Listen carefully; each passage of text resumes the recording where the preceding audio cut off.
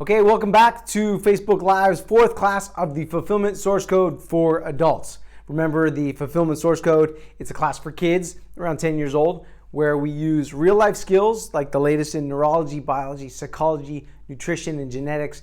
These are like the evidence-based fundamental whys humans need to significantly increase your kids' chances of leading a fulfilled life. My name is Sam Goodman. I am the author of the #1 bestseller, Life 6 Buckets, and the creator of the Fulfillment Source Code. Now, you're going to get the very simple version of what I usually share with the kids, but without the images or the videos or the interactive discussions or the fun group projects, team challenges, or the activities. Now, even without all of these great bits, today we're going to get into your brain, and I'm 100% confident you're going to get something out of it. Now, if you already know all of this stuff, at the very least, you're going to get to hear one or two dad jokes and maybe a fun way or two to share this content with your kids. Now, if you've missed the first 3 classes, then you missed really an epic adventure race, which showed there's 4 powerful ways that you can improve your life. Now, if you saw it, can you remember what they are? I can pause here and write that down. Now, you also missed the $100 million question, which is really fun and also discovers your core motivators that have been driving your life, whether you're aware of them or not. And we revealed the source code for humans to living a fulfilled life. Now, I'm thinking that bucket chart is going to be the basis for how future generations will engineer societies, like around fulfillment, not material gain. But I digress. Now, in our last class, we exposed the power that you already possess, that ability that can decrease the effect of a bad experience, whether it's to make it less bad or feel less bad, or decrease the amount of time that it actually bothers you. Now, it's a great skill that can be developed, and it's absolutely something I wish I knew when I was 10. Now, today we begin Planet U. All right, let's get into it. Now, again, this is a combination of what I go over with the kids and some extra explanation for you adults. Now, normally when I start this class, we show a quote from Thomas Fuller's, "All things are difficult before they are easy." Now, it's showing as the kids are setting up the room for the FSC class. Again, the activity of rearranging the room, it not only gets the kids moving, but it also acts as a signal that something new is about to happen. Now, as we're setting things up, I ask the kids to read it out loud, and I also ask them if anyone here plays sports or a musical instrument, and then, when we're done setting up, I ask the kids if they can give me some examples of when this, the all things are difficult, happens to them. And then they reply with things like, well, math and music and sports and language and games and stuff like that. And this is just a brief exercise, but it lets the kids know that this all things are difficult before they're easy. It applies to them and in multiple different ways. Then I say, okay, let's get into something that your parents were probably not taught and may not even know now, which again, hopefully increases their attention. So we begin with Planet U. Again, the brain, the mind, and the body. And again, it's called Planet U because like a planet, there's a tremendous amount of interconnection going on, like how a volcano going off in Iceland can affect the weather system in Europe. And then I ask them, has anybody heard of something like this? We discuss, and we go on. Now, we use a simpler model. So the Planet U is kind of like a computer. Now, it's a lot cooler than a computer, and it's a lot more complex, but we're going to use a computer as a very simple starting point. Then I ask the kids if they can tell me the different parts that they know about a computer. And they're like the screen, the mouse, the keyboards, the programs. And then we group these things into different categories, right? Like we've got the physical pieces, like the hardware, you can touch those pieces. Then we have programs, right? That's the software that operates on the hardware, and you can't really touch those. And then we get into the third component, like how you actually use the computer, all that interactions. Now, along those lines, Planet U, you've got your brain, your mind, and your body, right? Your hardware, these are the parts that you can touch. These are the physical bits. And then you have your software, and these are the systems that operate on your hardware, right? Like your breathing system, your blood system, your digestion, the way we think and remember, stuff like this. Now, plus all the ways, of course, that we interact with the world. They tell us, okay, we read books, we play with our friends, we make mistakes. And then I ask, does all of this make sense? We discuss, and once I get an overall yes, then we've kind of established this starting point, and then I say, okay, going back to your computer, do you know where your computer came from? They replied. And I asked, is this the first computer that ever existed? And they're like, no, of course not. Yeah, it's probably not even the first computer that you've seen. Like you or somebody in your family probably already had like an older version, one that wasn't as advanced or as powerful, right? And they're like, yeah. So I asked them, how did this computer come to be? Did it pop out of nowhere? And they're like, no, this computer was made in a factory. And then we get into, the design. It was based off of what was learned from previous computer generations, right? Based on the computers that came before it and on the latest technology and the software upgrades, right? Like, okay. Now, just as these computers have developed over time, our human brains, according to science, have been developing for hundreds of thousands of years, and brains have been developing for millions of years. And this is where I share this cool image of brain evolution. And it's like brains came around 600 million years ago. Now, of course, not our brains. Again, our human brains, you can see, came around 200,000 years ago. Then you can see, the kids can see how the brains, it starts off small and simple, and over time has become more complex, larger, more powerful. And they can see how brains, they've been developing over time, right? And you can see like a computer, your brain's hardware, it's been developing over time, right? Is that all clear? Okay, let me discuss this. So when you think about it, everything that we have in our brain, that basic hardware, it's been developing for at least 200,000 years, right? So a quick math question. 200,000 years. What is 0.1% of 200,000? It's 200. Now, think about how much life has changed in just the past 200 years.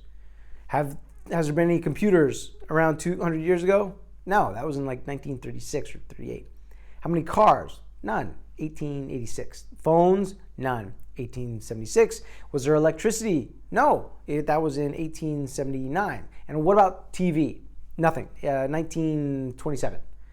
So if you think about it, if human brains have been around for say 200,000 years, the vast majority of the time that they've been developing, like 99.9% of the time, all the stuff around us did not exist. I mean, basically, today's life is very different from what our brains have spent most of the time developing for. Again, 99% of your brain's development time happened before 99.9% of today's stuff wasn't even around. This is where I pause, let that thing sink in a bit. Okay, so quick question. Do you know how when you buy a new computer and there's already programs on the computer, like when you buy a computer and you open it, it's not completely blank, it already has some programs on it, right? Do you know what they're called? And the kids come back with, they're like, the things that come with it, or the factory settings, the operating system, and stuff like that. And of course, it's really important to have the kids actively participating in this class. More on that later. Now, if you think about it, did anyone teach you how to breathe, how to digest, how to heal, how to dodge something thrown at your head? No, like we're all born with a number of these factory settings. I mean, all humans and all animals for that matter start with pre-installed factory settings. And remember that our factory settings have been around and have been developing for at least 200,000 years. And if you think about brains in general, these factory settings have been developing even longer. Now, if you really think about it, 99.9% of the development time of our factory settings happened when 99% of the stuff around you did not exist. In other words, your brain and your mind is actually better suited for life like 50,000 years ago. Now, when I first found this out, I was like, no way. Personally, I was not suited for life 50,000 years ago. I probably would have died very quickly.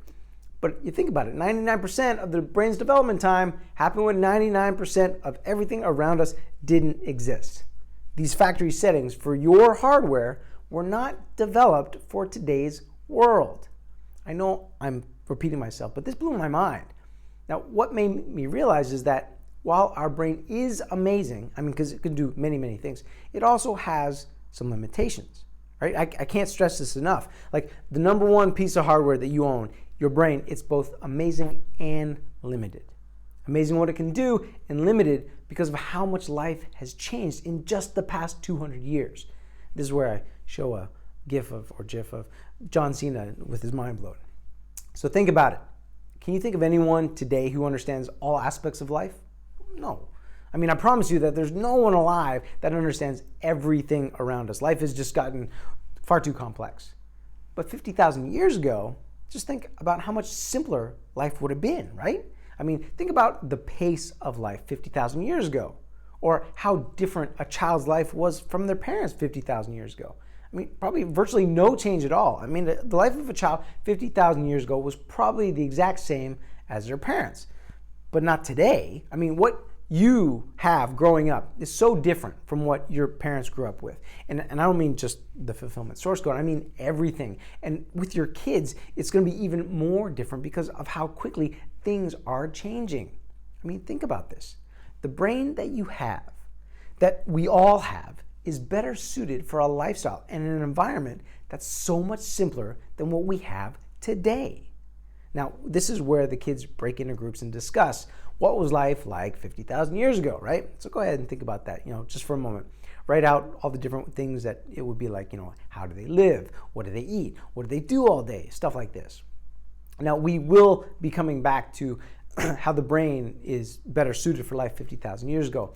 But let's discuss a bit more about your number one piece of hardware, your brain. Now, this is where I've got this dense, steamy jungle image going up there. So I'll ask the kids, think of your brain like a dense jungle or a rainforest, a very, very dense rainforest. Now, okay, here's where I ask the kids, have you ever studied the brain before? Do you know what a neuron is? Now, some may and some may not, and remember, that's okay. Now, I ask the kids, do you know that we're all made up of cells, right? Like, you know this, right? And you know that your brain is made up of special cells called neurons or brain cells.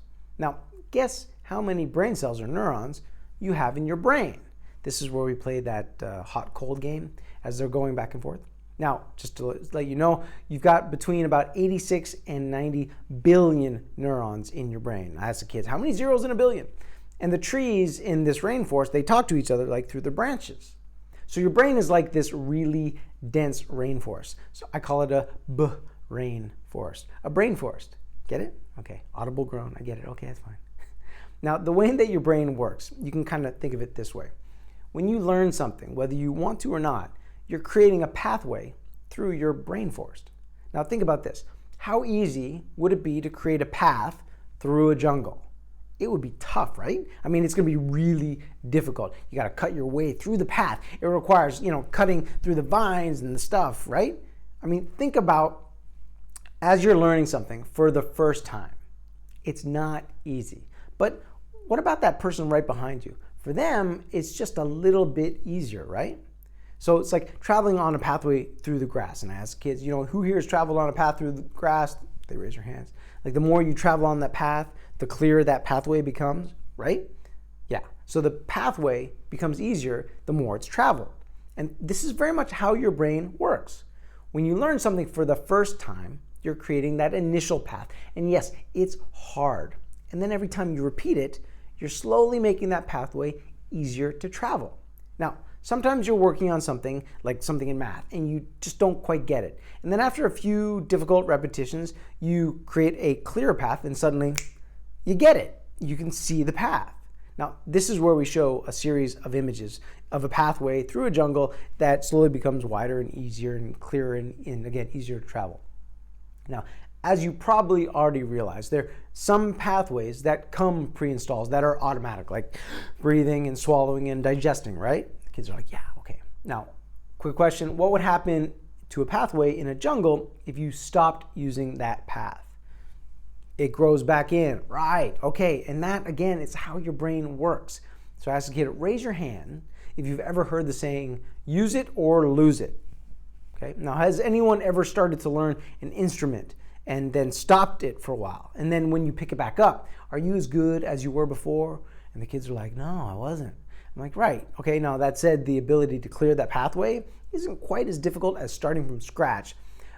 And then this is where we reintroduce that saying, all things are difficult before it's easy. And the kids are like, oh, and we're showing the pathway, the size of the pathway as it gets more and more easier. So the more you go over this path, the clearer it becomes. And now you know the more you learn something, the more you practice it, the more something is repeated, you're making that pathway, again, through your brain forest, a little bit clearer and a little bit stronger every single time. Okay, now this works for math, it works for playing video games, for the piano, or swimming, or whatever. And this also applies to things that you aren't learning on purpose. They're like, what? Like, for example, have you ever memorized a song without even trying? And they're like, well, yeah. And have you ever watched funny videos so many times that as you watch them over and over and again, you find yourself starting to use the same mannerisms, right? The way of talking or the facial expressions of the host, whether you mean to or not. And they're like, oh, yeah. I'm like, well, here you go. That's how your brain works, right? Your brain learns things as it's repeatedly exposed to it. And this is where I ask the kids to think of some examples of how this has worked for them. So go ahead, you can do that too. Now, for certain skills, it may feel like it goes from you focusing or consciously thinking about what you have to do, and then suddenly you got it. You just know it, right? Think about the alphabet. Like when you were a teeny tiny kid, you actually had to focus on all those letters. With focus, practice, and repetition, then your brain pathways became so strong that you don't have to focus. They just became automatic, right? Yeah? Now, like reading, you don't have to think about each letter and the sounds that they make. You've repeated these letters so many times that these brain pathways, these brain forest pathways are so clear that they're taken effortlessly. In fact, I bet you probably can't even look at a word without automatically reading it. All things are difficult before they're easy, right? So for your brain forest and the simplest way to help create new pathways for learning, two things are involved. One, repeat to remember, and remember to repeat. Okay, I think that's enough for today.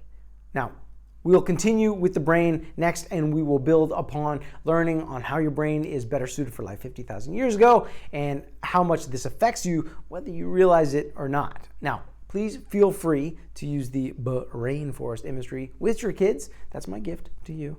Now, if you find anything in here valuable, please share it with someone you love. And please stick around because, like I said, we're really just getting started. Also remember that the Fulfillment Source Code is a nonprofit. So click below to get the Life's 6 Buckets activity bundle, which is so much more than a really fun interactive evening. It lays the groundwork for real life skills that last a lifetime. Okay, that's it for now. Be good, be bold.